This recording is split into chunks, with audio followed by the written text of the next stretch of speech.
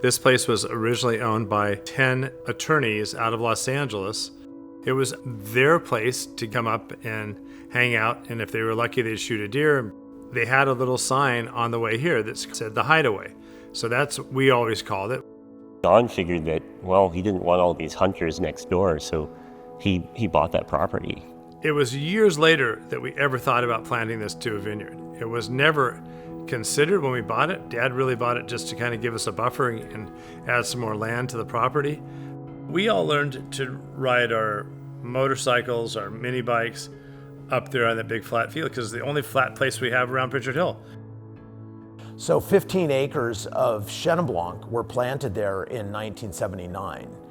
So that will tell you what a different world it was that a site like that could even be thought of as a Chenin Blanc site. And then over the years, it produced a beautiful Chenin Blanc, and that was marvelous.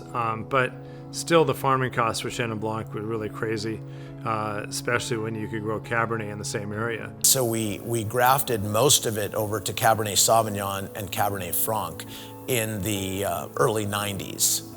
So that was a real fortuitous thing for us because at the time, we were just making the signature Cabernet. We had not really moved on to making the Cabernet Franc, which our first vintage of that was 1996, and the Pritchard Hill Cabernet Sauvignon, which was 1997. Quickly we saw that the quality of the Hideaway site was just very apparent in the reds. We found that the Cabernet coming off of this piece of ground just had that extra structure. It had that extra depth, that extra color. The complexity and flavors that seem to come off of this piece of hill stands alone. Just little tiny berries, those little tiny Cabernet berries that look like currants. And the wine that came off of it was so concentrated and so rich that, we always knew we had something special. The vines have to work. They don't get an easy ride up here on the Hideaway Vineyard. There's just not a lot of soil. These roots are finding their ways between cracks and fissures in the rocks, but that translates into some amazing fruit. We never had planned to make a wine called Hideaway. We never went out to do that initially.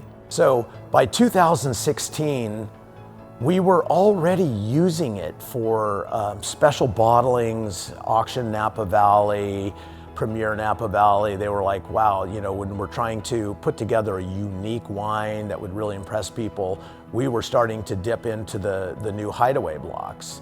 And Cyril approached me and just said, well, this is so good, and isn't there something we can do just to bottle some of this by itself and have just a really special wine from a single vineyard?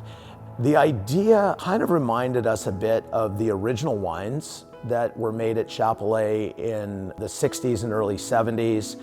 The romantic notion was to go back to those original wines, having 100% Cabernet, which is where we started. The approach to Hideaway, when you have only Cabernet Sauvignon as your blend, without having, Petit Verdot or Malbec or other kind of colors and shades to bring into your winemaking, we intentionally planted various clones through the vineyard. And that gives us different things to play with during harvest and during blending, is they all express themselves variably over the given years. The little microclimates, little differences of one spot or the other, the amount of sun that gets, the amount of terroir that is effectively in play there. We need to have like this kind of small fleet of difference and complexity to elevate that blend.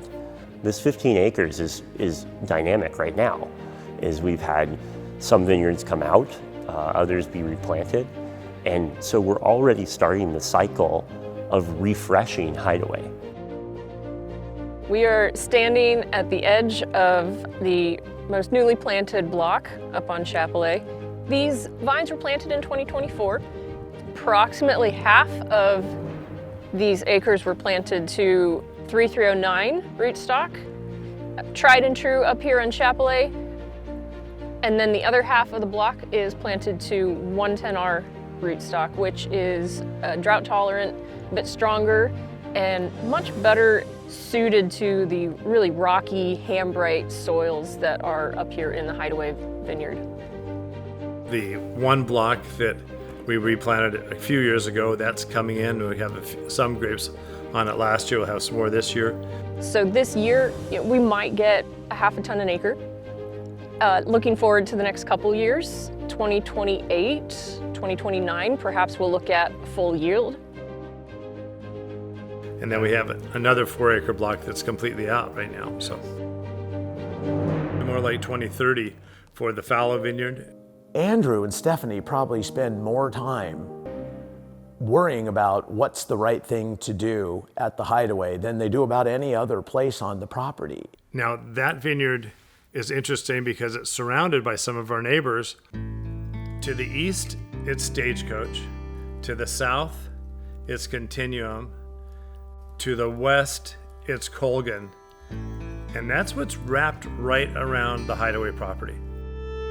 I think we're protecting each other at the highest level it can happen and protecting our own vineyards. So I'm really delighted to have such good neighbors right around us that we can work with. 2023 is just such a great vintage. This is a vintage that could have gone to rain, could have gone to cold, could have gone to a close of the season in all the wrong ways. But it didn't. It just kept going. And we were able to resolve harvest in the last weeks of October. And that coolness builds complexity.